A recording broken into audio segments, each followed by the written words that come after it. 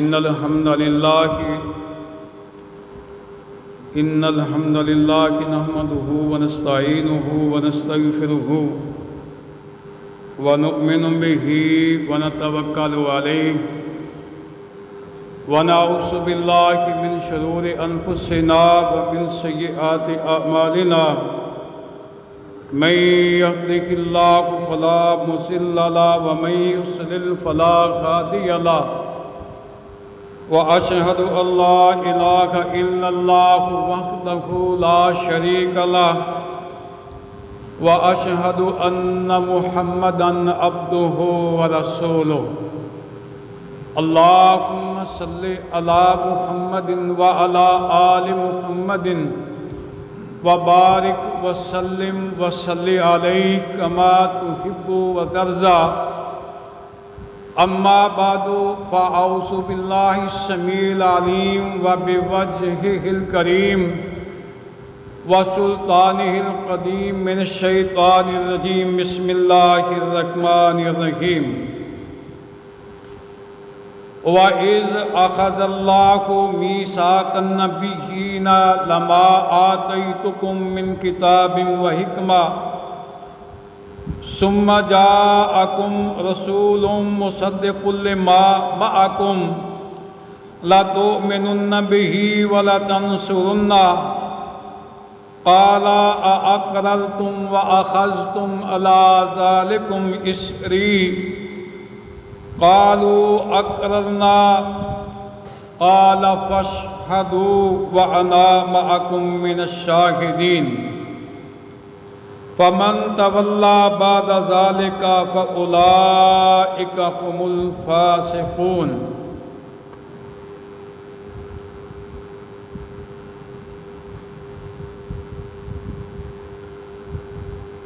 اللہ سبحانہ و تعالیٰ کی حمد و ثنا جو کل کائنات کا خالق، مالک، رازق، حاجت روا، مشکل کشا، جو حی و قیوم ہے، جو علی کل شیء قدیر ہے، وہ اللہ، اس کے لیے حمد جو فعال لما یرید ہے۔ درود و سلام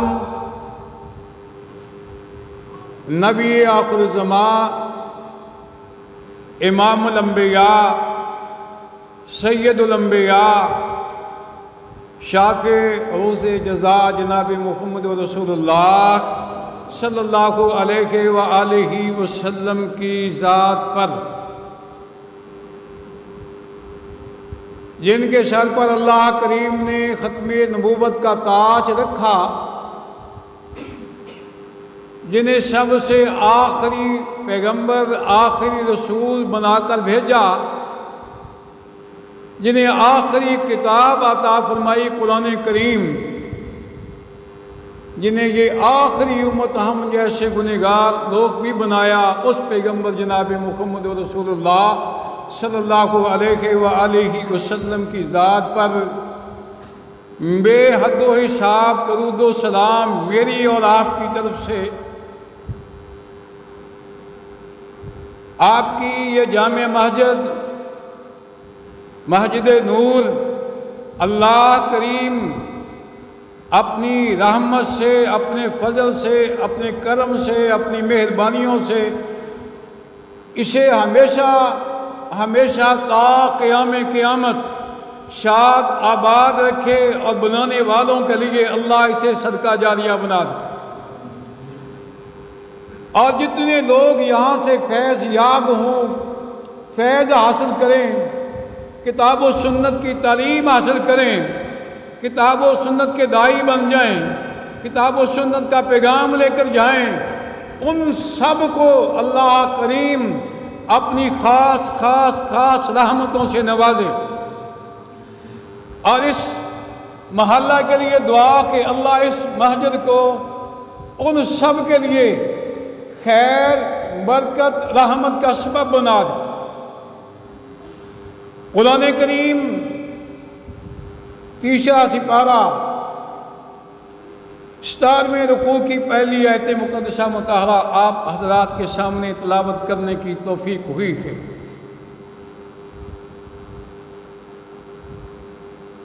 یہ مقام قرآن کریم کا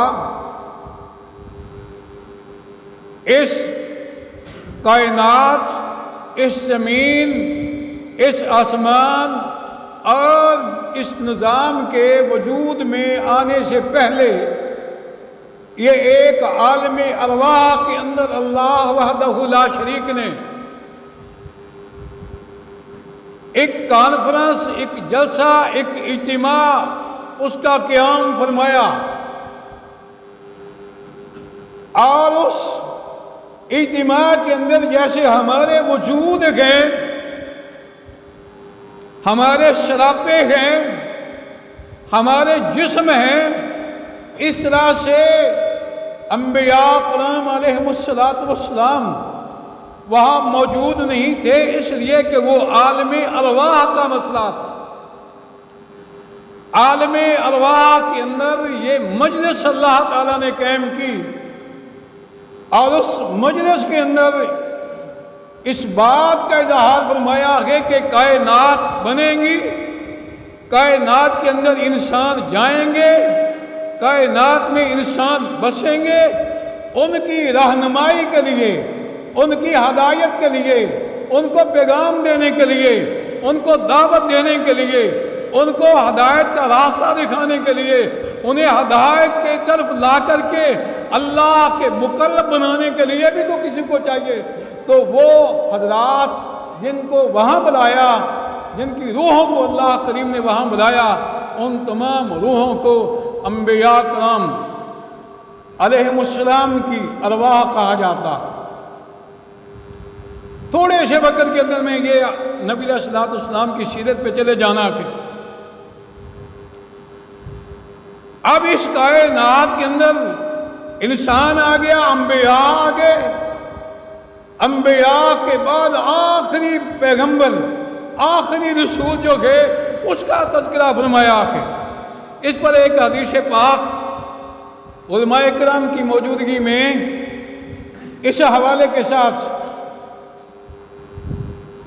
محمدیہ پاکٹ بک ناشر المکتبۃ السلفیہ لاہور، جہاں نبی کریم علیہ السلام کا تذکرہ ہے، حدیث نقل فرمائی گئی، کنتو عند اللہ مکتوباً، میں اللہ کے ہاں لکھا ہوا تھا پیغمبر، میں حضور فرماتے میں لکھا ہوا تھا اللہ کے ہاں پیغمبر، جبکہ جناب آدم علیہ السلام جو گئے ان کی مٹی ابھی گوئی ہوئی تھی، منجادلن کہ پانی اور مٹی کو مکس کر کے گاڑا بنایا ہوا تھا، ابھی تک ان کا سراپا، ان کا وجود اللہ کریم نے تیار نہیں کیا تھا۔ اس سے پہلے اللہ کریم نے عالم ارواح کے اندر یہ وعدہ لے کے وہاں لوح محفوظ میں لکھ دیا تھا کہ آخری پیغمبر آئے گا، آخری رسول آئے گا، اس کا نامی اسم گرامی جناب محمد رسول اللہ صلی اللہ علیہ وسلم۔ اور قرآن کریم نے پاک پیغمبر علیہ السلام کا بڑا خوبصورت ذکر کیا کہ محمد رسول اللہ والذین معہ اشداء علی الکفار رحماء بینہم۔ حضور کو فرمایا محمد صلی اللہ علیہ وسلم رسول اللہ، اللہ کے پیغمبر، اللہ کا پیغام دینے والے، اور ان کے ساتھیوں کی صفات بتا دی، اس میں جانے کی ضرورت نہیں فی الحال۔ اس پیغمبر کو اللہ وحدہ لا شریک نے اس کائنات کے اندر جب مبعوث فرمایا تو اس کی کیفیتیں دو چار ذکر کرتے ہیں۔ صحیح مسلم شریف اور صحیح بخاری اور دیگر محدثین نے حدیث پاک کو ذکر کیا، اللہ سبحانہ و تعالی نے نبی کریم علیہ السلام کے اعلان نبوت سے پہلے، آپ پر وحی نازل فرمانے سے پہلے 6 مہینے تک 6 مہینے تک پاک پیغمبر علیہ السلام کو رویا صالحہ، خوبصورت، سچے، بہترین، نیک خواب دکھائے۔ پھر اس پہ آقا علیہ السلام فرماتے ہیں میں رات کو خواب دیکھتا، وہ خواب دن کو پورا ہو جاتا۔ اس طرح اس کی تعبیر کرتے ہیں دن چڑھ جائے، خوب روشن ہو جائے، اندھیرا کہیں محسوس بھی نہ ہو، جس طرح اس میں شک نہیں، اس طرح رات کو دیکھا گیا خواب اللہ سچ کر کے دکھا دیتے کہ اے پیغمبر علیہ السلام، ہم نے آپ کو آخری پیغمبر، آخری رسول بنانا ہے، اس سے پہلے آپ کی تیاری کی جا رہی۔ اس لیے حدیث کے اندر کہ رویا صالحہ، یہ حضرت صاحب بھی جانتے ہیں، یہ مولانا اکبر صاحب یہ مدینہ طیبہ کے فاضل التحصیل ہیں، مولانا شمی اللہ صاحب بھی تشریف رکھتے ہیں، یہ سب مجھ سے اچھے پڑھے ہوئے ہیں، میں تو ایک عام سا نکمہ سا فقیر سا آدمی ہوں۔ کہ نبوت، یہ رویا صالحہ نبوت کا 46واں حصہ ہے۔ یہ جب سوچا کہ 46واں حصہ کیا کہ ان 6 مہینوں کو پاک پیغمبر علیہ السلام کے عرصہ نبوت پر وہ لاگو کرے، اس پہ تقسیم کر دے، تو پھر جتنا نبوت کا عرصہ آتا ہے وہ 6 مہینے 46واں حصہ بنتے ہیں۔ اس لیے پاک پیغمبر جناب محمد رسول اللہ صلی اللہ علیہ وسلم کو فرمایا گیا کہ یہ سچے خواب نبوت کا 46واں حصہ۔ اب آگے نبی کریم علیہ السلام کی بعثت، اعلان نبوت، ظہور قدسی، اعلان نبوت، ظہور قدسی، یہ بڑی اوکھی سی بات بھی ہے اور بہت آسان سی بات بھی ہے۔ ایک بات درمیان میں سمجھا دیتا ہوں، وہ بڑا عجیب ہوتا ہے، بس اوقات لوگوں کے منہ سے وہ لفظ نکل جاتا، وہ بھی نکلنا نہیں چاہیے۔ حضور کہتے ہیں کہ حضور نے فلاں وقت میں دعوی نبوت کیا، یہ لفظ غلط ہے۔ دعویٰ کسی سچے کا بھی ہو سکتا ہے، کسی جھوٹے کا بھی ہو سکتا ہے، اور پاک پیغمبر علیہ السلام کی زبان اقدس سے پہلے دن سے اعلان نبوت تک، اعلان نبوت سے ہجرت تک، ہجرت سے مدینہ پہنچنے تک، مدینہ طیبہ پہنچنے کے بعد اپنے انتقال تک، وفات تک کبھی ایک ایسا جملہ نہیں نکلا جس کے اوپر شک بھی کیا جا سکے کہ یہ جھوٹ ہے۔ اس لیے یہ اعلان نبوت ہے، دعوی نبوت نہیں۔ اس لیے تو پتہ کیا کہتے ہیں کہ مرزا غلام احمد قادیانی نے دعوی نبوت کیا، اگر وہ سچا ہوتا تو وہ دعوی نبوت نہیں، اعلان نبوت ہوتا، وہ تو جھوٹا تھا، اس لیے الفاظ ہی غلط استعمال کیے گئے۔ پاک پیغمبر جناب محمد رسول اللہ صلی اللہ علیہ وسلم، صحیح البخاری حدیث نمبر 3، یتحنس، گھر سے کھجوریں، پانی، شتو یہ لے کر غار حراء میں چلے جاتے، اور یتحنس کا معنی فتح الباری میں ہے کہ آپ عبادت فرماتے، غور و فکر فرماتے، تدبر فرماتے، سوچتے کائنات کے سارے نظام کے بارے میں۔ پھر وہ دن آ گیا جس کو ظہور قدسی کہتے ہیں۔ پاک پیغمبر علیہ السلام کے پاس جبریل امین آ گئے۔ جبریل امین اللہ کے حکم سے غار حراء کے اندر نبی رحمت علیہ السلام کے پاس حاضر ہو گئے اور آپ کو پکڑ لیا۔ آپ اندازہ کیجیے، حضور کا چہرہ، حضور کا سراپا، حضور کا جسم، حضور کا وجود جناب جبریل امین کے سامنے ہے، اور جبریل امین پاک پیغمبر جناب محمد رسول اللہ صلی اللہ علیہ وآلہ وسلم کے سامنے ہے۔ یہ بازو جناب جبریل امین کے، یہ بازو حضور کے گرد آ گئے اور آپ کو خوب دبایا، یہاں تک کہ صحیح بخاری، یہاں تک کہ حضور فرماتے کہ مجھے انتہائی مشکل ہو گئی، قریب قریب ایسے کیفیت بن گئی کہ میری جان ہی نکل جائے گی، اور جناب جبریل امین بولتے گئے اقرا، جناب جبریل امین کی زبان سے یہ الفاظ اقرا، اس کے اندر تھوڑی سی اور تفصیل افزا سیرت ابن ہشام میں، سیرت ابن ہشام پہلی جلد میں یہاں نزول وحی کا تذکرہ ہے، جبریل امین کے پاس ایک کپڑا کے ریشم کا کپڑا ہے، اس کے اوپر لکھا ہوا ہے اقرا بسم ربک الذی خلق، خلق الانسان من علق، اقرا وربک الاکرم۔ یہ تین آیات خصوصیت ہے نبی علیہ السلام کے ساتھ۔ آگے اور بات ہے، حضور کیا بولتے ہیں؟ حضور علیہ السلام جواب میں کیا کہتے گئے؟ ما انا بقارئ، جناب جبریل امین میں محمد رسول اللہ صلی اللہ علیہ وآلہ وسلم کو نہ پڑھنا آتا ہے نہ لکھنا آتا ہے، کہ میں پڑھا ہوا نہیں ہوں، میں پڑھنے والا نہیں ہوں۔ پھر نبھایا یہی الفاظ دہرائے، پھر تیسری بار یا چوتھی بار جا کے کہا اقرا بسم ربک الذی خلق، خلق الانسان من علق، اقرا وربک الاکرم۔ یہ تعلیم اس رب کی طرف سے، یہ تعلیم پڑھنے کی اس رب کی طرف سے ہے، میری بات نہیں ہے۔ جبریل امین کہتے ہیں میری بات نہیں ہے، یہ بات اس مالک کی ہے جس کو خالق کہتے ہیں، اس اللہ نے مجھے بھیجا ہے آپ کے پاس، جس نے پیدا کیا ہے آپ کو بھی اور مجھ کو بھی۔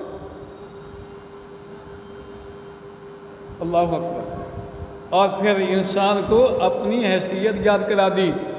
یہ وہ جو نہیں تکبر کرنے والے لوگ، انا ولا خیری کہنے والے لوگ، جن کے پاس رہونت بڑا میں کا واضح ہوتا ہے کہ اس اللہ کے نام کے ساتھ پڑھیے جس اللہ نے ایک لوتھڑے سے تجھے وجود بخش دیا، جیسے تو ایک لوتھڑے سے وجود میں آ گیا کہ ایسے جب اللہ کی مرضی ہوگی، اللہ چاہیں گے، اللہ کا فیصلہ ہو جائے گا، پھر اس جسم کے اندر سے روح بھی ایسے کھینچ لی جائے گی، پھر تو زمین پہ کیا رہ جائے گا؟ ایک لاشا، ایک میت، بے حس، بے حرکت، نہ دیکھنے والا، نہ سننے والا، نہ حرکت کرنے والا۔ بس تیری تو اپنی اتنی حیثیت ہے، اے انسان یاد رکھ، اقرا بسم ربک الذی خلق، خلق الانسان من علق، اقرا وربک الاکرم۔ آپ پڑھیے اس اللہ کے نام کے ساتھ جو اکرم ہے۔ ایک بات، جس نے آپ کو ہی عزت دی ہے، جس نے آپ کا اکرام کیا ہے، آپ کو احترام دیا ہے، اور اگر پھر تو عزت چاہتا ہے، اگر تو عزت چاہتا ہے اللہ تجھے دے دے وہ عزت، تو پھر قرآن کریم بھی اس کو ذکر فرماتا ہے ان اکرمکم عند اللہ اتقاکم۔ دوسرا مقام وَلِلَّهِ الْعِزَّةُ وَلِرَسُولِهِ وَلِلْمُؤْمِنِينَ۔ یہ پہلی وحی کے اندر یہ پیغام ہے۔ اس سے آگے جب یہ سارا معاملہ پیش ہو گیا، پورا ہو گیا، جبریل امین واپس چلے گئے۔ جبریل امین واپس چلے گئے کہ میرا کام، میری ڈیوٹی پوری ہو گئی، میں اس سے آگے کچھ نہیں کہہ سکتا، میں نے اتنا کہنا، اتنا کرنا، اتنا بولنا جتنی مجھے میرے اللہ نے اجازت دی گئی۔ وہ واپس چلے گئے۔ نبی رحمت جناب محمد رسول اللہ صلی اللہ علیہ وسلم، اللہ اکبر، غار حرا سے مدت سے پہلے، جتنے دنوں کے بعد آنا تھا نا، اس سے پہلے واپس آ گئے، جسم یوں کانپ رہا، یہ دو کیفیتوں میں کام ہوتا ہے، خصوصی طور پر ایک غصے کی حالت میں حساس آدمی غصہ زیادہ آ جائے اس کی زبان لڑکھڑانے لگتی ہے، الفاظ ٹوٹنے لگتے ہیں، منہ میں چھاگ آنے لگ جاتی ہے اور جسم کانپنے لگ جاتا ہے، یا یہ اس وقت کانپتا ہے جب بہت خوف آ جائے۔ گھر آئے، یا میں نے ایک سبق بتا کے جانا ہے انشاءاللہ خدا سے، اللہ اکبر۔ گھر آئے کامتے ہوئے تو جناب خدیجۃ الکبریٰ رضی اللہ تعالیٰ عنہا، الزوجۃ الوفیہ باوفا بیوی، اصل بیوی وہ ہوتی ہے جو باوفا ہو اپنے شوہر کے ساتھ ہر معاملے کے اندر، یہ نہیں اپنی مرضی وہ منوا لی جائے اور اس کی مرضی کو پھینک دیا جائے۔ اسی لیے تو حضور نے فرمایا تھا اس عورت کا انتخاب کرو جو دین کو سمجھنے والی، دیندار۔ آقا فرماتے ہیں مجھے کپڑا اوڑھا، سمیلونی، دوسری حدیث میں دسرونی، وہ بھی ذکر کرتے ہیں۔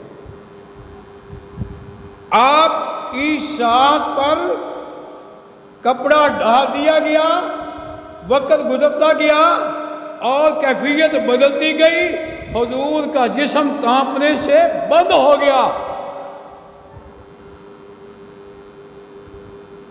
حضور کا جسم کانپنے سے بند ہو گیا۔ پھر پوچھتی ہیں جناب خدیجۃ الکبریٰ رضی اللہ تعالیٰ عنہا، واقعہ تو بیان کیجیے، ہوا کیا ہے، کیفیت کیا ہے؟ ایسا تو کبھی نہیں ہوا۔ سبق اس میں ایک ہے جو میں ابھی 2-3 لفظوں میں بتا دیتا ہوں۔ بندہ باہر سے آئے گھبرایا ہوا، پریشان حال، بیوی کو یہ نہیں چاہیے بتا تجھے کیا ہو گیا، بول بول کیا ہوا، کہ پوچھ لیتے ہیں کس کو، کس نے آپ کو کچھ کہا ہے؟ نہیں، اس کو جوش نہیں دلانا، اس کو ٹھنڈا کرنا ہے۔ تھوڑی دیر کے بعد جب اعصاب اپنی جگہ پہ آ جائیں گے، پانی پی لیا جائے گا، جسم میں حرکتیں تیز اور خون کا دوڑاؤ، فشار خون اپنے اعتدال پہ آ جائے گا، پھر اس سے پوچھو، پھر وہ آپ کو حقیقت بتائے گا۔ جب بتایا نا تو ماں تو ماں ہی تھی نا ہماری، حضور کی بیوی تھی، ماں ہماری ماں ہی تھی۔ کہنے لگی کلا لن یخزیک اللہ ابدا، اتنا اعتماد اللہ پہ، ابھی تو نبوت والی بات ہی نہیں ہے۔ کلا لن یخزیک اللہ ابدا، آقا گھبرائیے نہیں، اللہ کی ذات آپ کو کبھی رسوا نہیں کرے گی۔ آپ کی تو خصوصیات ہی بڑی ہیں، آپ مسکینوں کو کھانا کھلاتے ہیں، مسکینوں کو کما کے دیتے ہیں اور کمزوروں کا بوجھ اٹھاتے ہیں، مہمان نواز ہیں۔ کیا ایسی ہستی کو اللہ کی ذات کبھی رسوا کرے گی؟ ایسا نہیں ہو سکتا۔ یہ ٹھارس، یہ تسلی، یہ تشفی، یہ پیار، یہ محبت، یہ اس کو تسلی کے جملے، یہ بندے کا حوصلہ بڑھا دیتے ہیں۔ یہ نہیں آج مسجد میں ایسے جملہ آ گیا یار، غصہ نہیں کرنا کسی، مسجد میں کسی نے امام کو کوئی سخت جملہ کہہ دیا، پہلے تو کہنا نہیں ہے، یہ سزائے نہیں ہوتے کہ ان کو سخت جملہ کہا جائے۔ یہ چٹائیوں پہ یہ کہیں پروفیسر لگا ہوتا نا 70-80 ہزار روپیہ تنخواہ لیتا، مجھے نہیں پتا آپ کیا دیتے ہیں، پروفیسر لگا ہوتا کچھ اور کیفیت ہوتی، لیکن پسند کس کو کیا ہے؟ اللہ کی کتاب کو، اللہ کے نبی کے حدیث کو، اللہ کے لیے بنائی گئی مسجد کو، اللہ کے گھر کو، اللہ لتکون کلمۃ اللہ ہی العلیٰ۔ اللہ میں تو چاہتا ہوں تیری بات، تیرا کلمہ بلند ہو، یہاں توحید آ جائے، شرک چلا جائے، یہاں سنت کا فلاح ہو جائے، بدعت کو مشعل دیا جائے، اس لیے اللہ تیرے گھر میں آ کے بیٹھے ہیں۔ نبی رحمت جناب محمد رسول اللہ صلی اللہ علیہ وسلم کی یہ کیفیت، یہ بات سننے کے بعد حضرت خدیجہ رضی اللہ تعالیٰ عنہ نبی علیہ السلام کو ورقہ بن نوفل بن اسد، غالباً اگلا نام ہے عبد العزیٰ، اگلا آپ سب یاد ہے تو پھر مجھے بتا دیجیے، ورقہ بن نوفل بن اسد بن عبد العزیٰ ان کے پاس لے گئی۔ ان کو توراۃ بھی آتی تھی، انجیل بھی آتی تھی، زبور بھی آتی تھی، اور یہ زمانہ جاہلیت کے اندر عیسائی ہو گئے تھے، عبرانی میں کتابوں کے ترجمے کرتے تھے۔ ان کے پاس لے گئی تو کہنے لگی کہ میرے چچا زاد بھائی جناب محمد رسول اللہ سے واقعہ تو سنیے۔ جب وہ آقا نے اپنی زبانی یہ نہیں کہا میں بتاتی ہوں، معاملے میں گڑبڑ ہو سکتی ہے، جو میرے ساتھ پیش آیا ہے وہ میں ہی بتا سکتا ہوں صحیح طریقے سے، دوسرا بتائے گا کمی ہو جائے گی، بیشی ہو جائے گی، معاملہ الٹ پلٹ ہو جائے گا۔ کہنے لگی آپ ان سے پوچھئے کیا ہوا ہے، تو انہوں نے سنا تو وہ پھر بولے جناب ورقہ بن نوفل بولے کہ یہ تو وہی ناموس کا ترجمہ کیا ہے اللؤلؤ المکنون کے اندر سیرت انسائکلوپیڈیا میں فرشتہ، یہ تو وہی ناموس ہے جو جناب موسیٰ علیہ السلام کے پاس آیا تھا۔ تورات کا حوالہ نہیں دیا، انجیل کا حوالہ، تورات کا حوالہ دیا، انجیل کا نہیں دیا۔ اس میں ایک بڑی گہری حکمت ہے،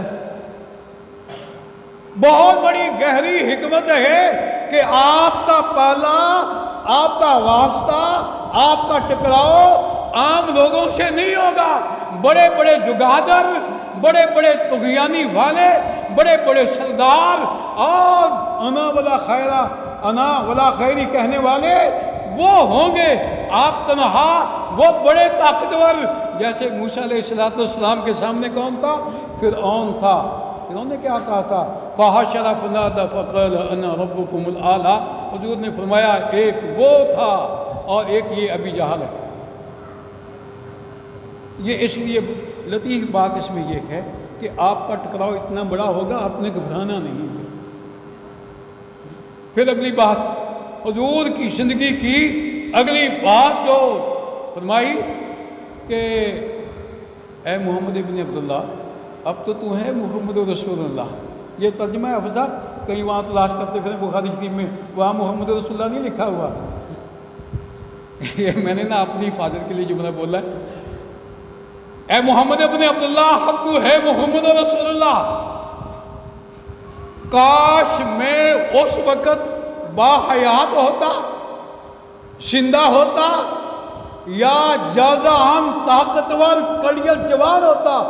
اس یخرجو کا قوموں کا، پہلی ساری باتیں حضور سنتے رہے، کوئی رد عمل نہیں۔ جب اتنا کہا نا اس یخرجو کا قوموں کا، آپ کی قوم آپ کو مکہ سے نکال دے گی، اس سے بڑا ظلم کیا ہے؟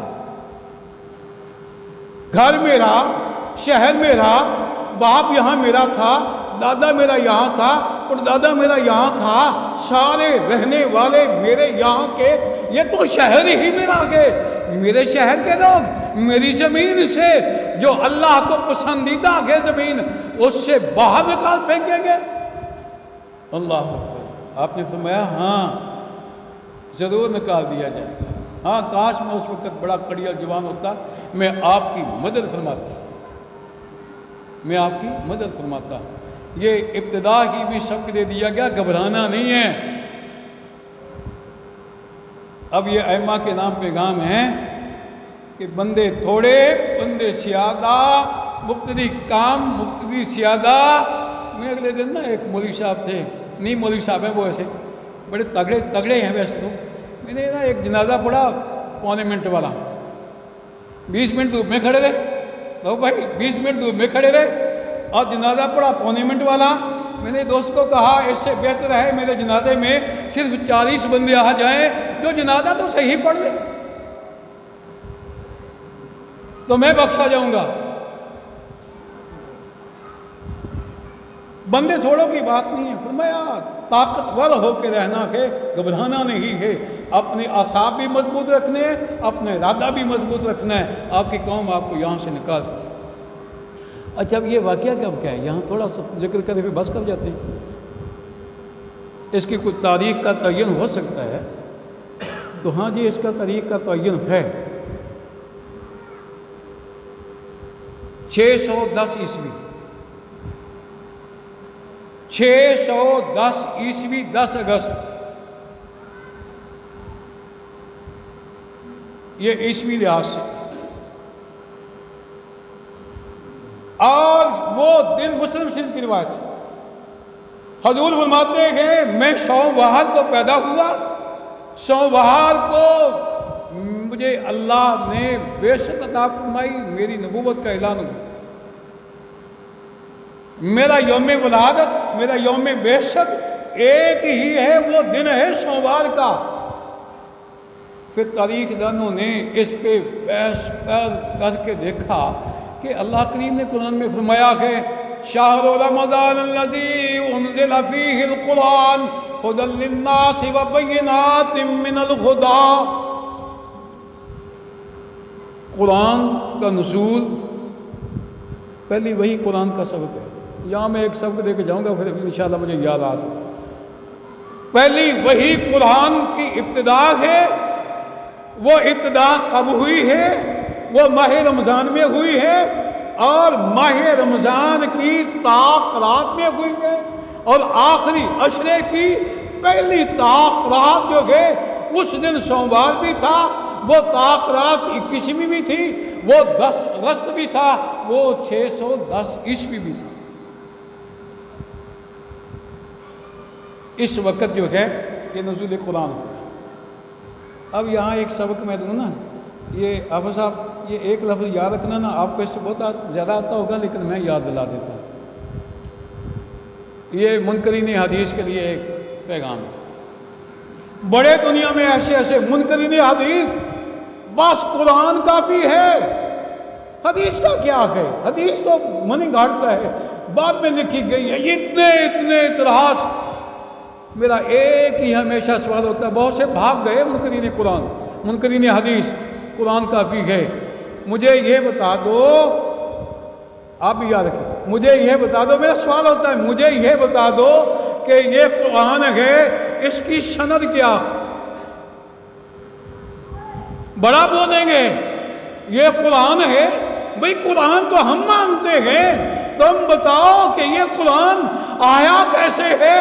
پھر یا میں بتاتا ہوں، کہتا ہوں میں بتاتا ہوں. ہم نے پہلے تصدیق کرنی ہے جناب خدیجۃ الکبریٰ رضی اللہ تعالیٰ عنہا کی کہ وہ حضور کی بیوی بھی، وہ راویہ حدیث بھی، وہ بیان کرتی ہیں حضور نے مجھ سے یہ فرمایا. پھر حضور نے فرمایا کہ اللہ نے جبریل امین کے ذریعے سے مجھے یہ سبق دیا کہ اقرأ بسم ربک الذی خلق. اگر وہ حدیث کو مانے تو پھر اور بات ہے، حدیث کا انکار کرے. بتائیں تیرا دعویٰ غلط ہو گیا کہ میرا دعویٰ صحیح ہے کہ حدیث کو مانیں گے تو قرآن ثابت ہوگا، ورنہ قرآن بھی ثابت نہیں ہوتا. اللہ اکبر. نبی رحمت جناب محمد رسول اللہ. 2-3 آیتیں پڑھنے سے چھوڑ دیتے، میں بھی بس اتنا 1:15 بجے تک چھوڑ دوں گا انشاءاللہ العزیز. پہلی وحی کے بعد وحی رک گئی، وحی رک گئی. اس کو فترت وحی کہتے ہیں. وحی پہلی وحی اور بعد میں آنے والی وحی کے درمیان کافی دن گزر گئے. جبریل امین نہیں آئے، حضور پریشان ہو گئے. اللہ رابطہ کیوں ٹوٹ گیا آگے؟ یہ خطیبانہ الفاظ ہے. اللہ پریشانی یہ، اللہ رابطہ ٹوٹ گیا آگے، میں تو اپنی مرضی سے بول نہیں سکتا. پریشان ہو گیا حضور. بخاری شریف کی حدیث میں بہت کچھ ہے، اس میں وہ ساری چیزیں نہیں بیان کرتے، بس اتنا ہی. جب پھر وحی آئی نا تو سنیے قرآن بولتا پھر بسم اللہ الرحمن الرحیم والضحی واللیل اذا سجا ما ودعک ربک وما قلی وللآخرۃ خیر لک من الاولی ولسوف یعطیک ربک فترضی. یہ وہی یہ کہنے والے فضلت وحی کا بارے میں کہنے والے. بخاری کی دوسری حدیث میں ہے کہ ایک خاتون نے کہا اس کا شیطان اسے چھوڑ گیا. یہ بخاری کی حدیث ہے. جو پہلی بیان کر رہا ہوں وہ بخاری کی نہیں. کہنے لگے حضور کو کہ آپ کا شیطان آپ کو چھوڑ گیا گے, ناراض ہو گیا گے, غصے ہو گیا گے, وہی نہیں لے کے آ رہا. میرے اللہ اتنی بڑی طنز حضور کی ذات پر, جو صادق بھی, جو امین بھی. اللہ اکبر. اللہ سے رابطے میں, اللہ سے رابطے میں میں بھی رابطہ اللہ سے کر لوں, آپ بھی کر لیں. ہمارا رابطہ تو قرآن مجید پڑھنے سے ہوگا, ہمارا رابطہ تو قرآن کریم پڑھنے سے ہوگا. وہ ایک حدیث ہے, اس کا ترجمہ سنا دیتا ہوں. جب تم میں سے کوئی اللہ سے باتیں کرنے چاہے نا تو قرآن کریم پڑھنا شروع کر دے. وہ اللہ سے گویا ہم کلام ہو رہا ہے, اس کی روح جو ہے وہ اللہ کے کلام سے شراب ہو رہی ہے. اللہ کو نبی رحمت جناب محمد رسول اللہ صلی اللہ علیہ وسلم پر جب یہ وحی آ گئی, اللہ ناراض بھی نہیں, اللہ نے چھوڑا بھی نہیں. اور آج کی زندگی سے کل والی بہتر, دنیا سے آخرت بہتر. وَلَسَوْفَ يُعْطِيكَ رَبُّكَ فَتَرْضَىٰ. اتنا اللہ عطا کر دے گا کہ تو راضی ہو جائے گا. میرے پاک پیغمبر یہ غم چھٹ جائیں گے. پھر اگلی وحی آ گئی, یا ایھا المدثر قم فانذر وربک فکبر وثیابک فطہر والرجز فاہجر ولا تمنن تستکثر ولربک فاصبر. سیرت ابن ہشام میں, آپ سب لے لیں, سیرت ابن ہشام میں ہے کہ ان آیات کے اترنے سے پہلے حضور کہہ رہے ہیں جناب خدیجہ الکبریٰ سے, سبو دسرونی, مجھے ڈھانپ دو, سبو علیہ ماء بارد, میرے اوپر ٹھنڈا ٹھنڈا پانی گراؤ. اللہ کا حکم آ گیا ٹھنڈے پانی کی چادر لینے کی اب ضرورت نہیں. قم فانذر, اب اٹھ جائیے, اب بیٹھنے کا کام نہیں ہے, اٹھ جائیے, کھڑے ہو جائیے, اللہ کی توحید کا غلغلہ بلند کیجئے, اور یہ جتنی نجاستیں ہیں ان سے دور ہو جائے. کوئی مشرک آپ کا کچھ نہیں لگتا, کوئی مشرک آپ کا کچھ نہیں لگتا. کسی پہ کے اوپر احسان کر کے یہ کبھی خیال نہ کیجئے اس کا بدلہ ملے گا. جب آپ کو یہ ترجمانی ہے, جب آپ کو پتھر پڑے وَلِرَبِّكَ فَاصْبِرْ. حضور کو قسم رانی پتھر اتنے مارے لوگوں نے, اتنے مارے, حضور کا سر بھی زخمی ہو گیا, حضور کے یہ رخسار بھی زخمی ہو گئی. سنت جمیع و خصال ہی طالب آسمی کی کتاب ہے, اس کو دیکھیے نا تو پھر وہ طائف کا جب منظر آتا ہے نا تو پڑھنے والا ویسی وہ دنیا و ما فیہا سے غافل ہو کے بس اس طائف میں چلا جاتا ہے. میرے حضور ہیں, پتھر لگ رہے, کوئی سر میں ہے, کوئی رخسار پہ ہے, کوئی سینے پہ, کوئی کہیں, اور خون بہہ بہہ کے ایک دن کی بات نہیں ہے, خون بہہ بہہ کے پاؤں کے جوتوں میں جا کے جم گیا. تھوڑی مدت پتہ کتنی ہے, 10 دن پتھر کھانے کی ہے. تھوڑی مدت پتھر کھانے کی 10 دن ہے, زیادہ سے زیادہ مدت 40 دن ہے. اتنا دن طائف میں یہ معاملہ ہوتا رہا. وہ فرمایا وَلِرَبِّكَ فَاصْبِرْ. پتھر آئیں تو گھبرانا نہیں, صبر کرنا ہے. میرے اللہ میں کوئی صلہ نہیں مانگتا اس پہ, میں مانگتا ہوں تو اللہ وہ لوگ جو تیرا نام لیں, جن کی زبان سے آئے لا الہ الا اللہ محمد رسول اللہ. حضور نے جب صفات پہ اعلان کیا نا اس وقت بھی یہ فرمایا تھا یا ایھا الناس قولوا لا الہ الا اللہ تفلحوا تملکوا العرب والعجم. یہ لا الہ الا اللہ محمد رسول اللہ کا نتیجہ حضور علیہ الصلوۃ والسلام نے اپنے پہلے پیغام میں لا الہ الا اللہ کو محمد رسول اللہ کا نتیجہ پہلے پیغام میں دے دیا. جو اس سے وابستہ ہو گیا، اس سے چمٹ گیا، اس کو حفظ جان بنا لیا، اس کے ساتھ چلتا رہا، تو پھر کیا ہے؟ تو فلحو کامیابی بھی ہے. تملک العرب والعجم، پھر عربی بھی تمہارے پاؤں کے نیچے، عجمی بھی تمہارے پاؤں کے نیچے. اللہ سے دعا اللہ کریم مجھے اور آپ کو ان ساری چیزوں کو پڑھنے کی، سمجھنے کی، عمل کرنے کی توفیق عطا فرمائے. آپ دوستوں کا بہت شکریہ، آپ تشریف لائے، آپ نے توجہ فرمائی، بچوں نے بھی، آپ سب نے. میں تو ایک عام سا آدمی ہوں، حافظ خان صاحب ہیں، وہ ہمارے سب سے بڑے عالم ہیں. حقیقت بات تو یہی ہے، کوئی سمجھے یا نہ سمجھے. تو کاشف صاحب ہیں، ثناء اللہ صاحب ہیں، یہ پھر میرے بچوں میں سے ہی ہے.